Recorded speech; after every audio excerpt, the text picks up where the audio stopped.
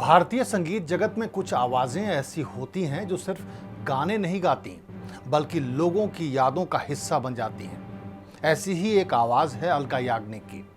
90 के दशक का कोई भी संगीत प्रेमी शायद ही ऐसा होगा जिसकी जिंदगी में कभी न कभी अलका याग्निक की आवाज ने दस्तक न दी हो।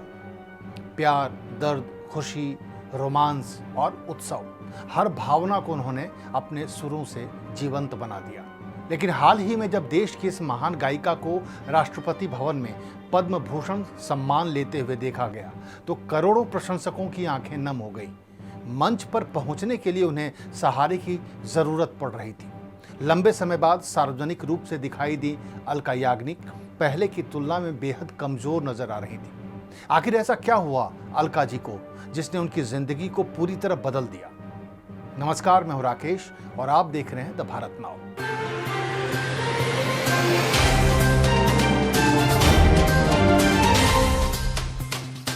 सबसे पहले हम आपको बताते हैं अलका याग्निक के उस असाधारण सफर के बारे में जिसने उन्हें भारतीय संगीत की सबसे बड़ी आवाजों में शामिल कर दिया।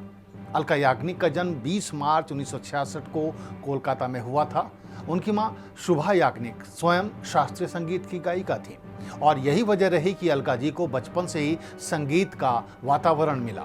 महज 6 साल की उम्र में उन्होंने आकाशवाणी के लिए गाना शुरू कर दिया था।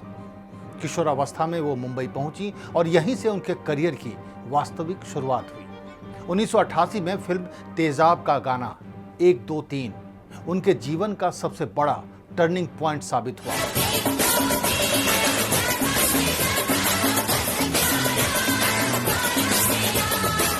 इसके बाद उन्होंने कभी पीछे मुड़कर नहीं देखा। 90 और 2000 के दशक में लगभग हर बड़ी अभिनेत्री की आवाज अलका याग्निक बन गई।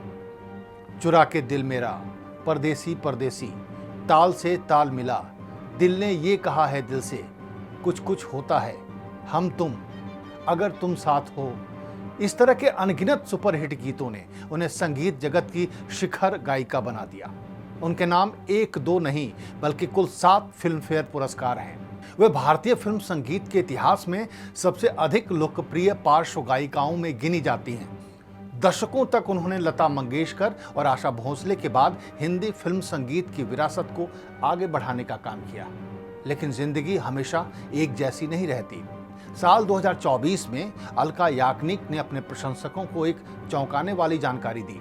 उन्होंने बताया कि एक वायरल अटैक के बाद उन्हें अचानक सुनाई देना बंद हो गया। बाद में डॉक्टरों ने सेंसरी न्यूरल हियरिंग लॉस यानी SNHL नामक बीमारी से पीड़ित बताया। 2 साल पहले एक फ्लाइट से उतरने के बाद अचानक उन्हें कुछ भी सुनाई देना बंद हो गया था। डॉक्टरों के मुताबिक ये एक वायरल अटैक के कारण हुआ था जिससे कान की नसें प्रभावित हुई। उन्हें अभी भी ठीक से सुनने में बेहद मुश्किल होती है जिसके कारण वो संगीत की दुनिया और तमाम लाइमलाइट से दूर हो गई हैं। आखिर सेंसरी न्यूरल हियरिंग लॉस बीमारी क्या होती है? सरल भाषा में समझें तो हमारे कान के अंदर एक बेहद संवेदनशील हिस्सा होता है जिसे कॉक्लिया कहा जाता है। यहीं से आवाज के संकेत मस्तिष्क यानी दिमाग तक पहुंचते हैं। जब इस हिस्से या सुनने वाली तंत्रिकाओं को नुकसान होता है तब सेंसरी न्यूरल हियरिंग लॉस विकसित हो जाता है। इस बीमारी के मरीजों को आवाजें सुनाई तो देती हैं लेकिन कई बार वो साफ साफ समझ नहीं आती। कुछ मामलों में सुनने की क्षमता अचानक या लगभग पूरी तरह खत्म हो सकती है। इसके कई लक्षण हो सकते हैं जैसे अचानक सुनाई कम देना, कानों में लगातार सीटी या घंटी जैसी आवाज़ों का आना, लोगों की बातें समझने में कठिनाई, चलते समय या बैठे हुए भी संतुलन का बिगड़ जाना, चक्कर आना और शोर वाले माहौल में सुनने में परेशानी होना। डॉक्टरों के अनुसार इसके कई कारण हो सकते हैं। वायरल संक्रमण एक कारण है। बढ़ती उम्र, लगातार तेज आवाज़ों के संपर्क में रहना, कुछ दवाओं के साइड इफेक्ट, सिर में चोट या फिर न्यूरोलॉजिकल प्रॉब्लम। हालांकि जो हमारी लाइफस्टाइल है, हमारे जीने का तरीका है और जिस तरह का वातावरण है, वैसी स्थिति में हर मामले को पूरी तरह हम रोक नहीं सकते। लेकिन कुछ सावधानियां बरतने से इस बीमारी के जोखिम को कम किया जा सकता है। बहुत तेज आवाज़ में संगीत सुनने से बचें। लंबे समय तक हेडफोन या ईयरपीस या फिर ईयरबड का इस्तेमाल ना करें। वायरल संक्रमण के बाद अगर कुछ असामान्य लक्षण दिख रहे हैं तो उसको नज़रअंदाज ना करें। सुनने में अचानक कोई बदलाव महसूस हो तो तुरंत ENT विशेषज्ञ से संपर्क करें, क्योंकि शुरुआती इलाज कई मामलों में लाभ पहुंचा सकता है। सेंसरी न्यूरल हियरिंग लॉस नाम की बीमारी से जूझ रही अलका याग्निक ने अपने फैंस और युवाओं के लिए एक चेतावनी जारी की है। उन्होंने सभी से बहुत तेज आवाज वाले संगीत और हेडफोन के अत्यधिक इस्तेमाल से बचने की अपील की है। हालांकि उन्होंने खुलकर यह स्वीकार किया कि बीमारी ने उनकी जिंदगी को बेहद प्रभावित किया है, लेकिन उन्होंने हार नहीं मानी है। पद्म भूषण सम्मान प्राप्त करने के बाद उन्होंने अपने प्रशंसकों का धन्यवाद करते हुए कहा कि वो धीरे धीरे अपनी दुनिया में वापस लौट रही हैं। ये संदेश उनके प्रशंसकों के लिए उम्मीद की किरण बनकर आया है।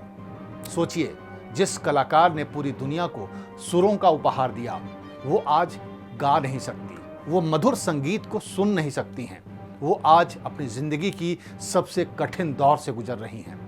लेकिन यही तो महान कलाकारों की पहचान होती है। वो मुश्किलों से टूटते नहीं, बल्कि संघर्ष को प्रेरणा में बदल देते हैं।